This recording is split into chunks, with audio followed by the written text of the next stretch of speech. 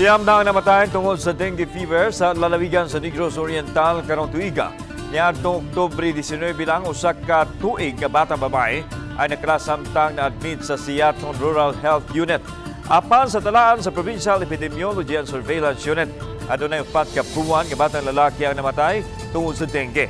Nakatala usab ang peso sa duha nga namatay sa Bayawan City, duha sa Gihulngan ug tag-usa sa Basay, Dumaguete, Santa Catalina, Tanhay ug sa Siaton. Sa talaan sa peso maabot sa 1,867 ay nagka-dengue karong tuiga, mas taas kini ug 193% itandi sa miaging tuig sukad sa Enero hangtod sa Oktubre 22 dining tuiga.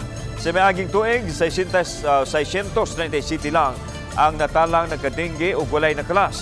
Nag-una nga dunay labing daghang kaso sa dengue ang kanlaon, gisundan sa Dumaguete, dayon sa Gihulngan, samtang ika-4 ug ika-5 ang La Libertad ug Bayawan City.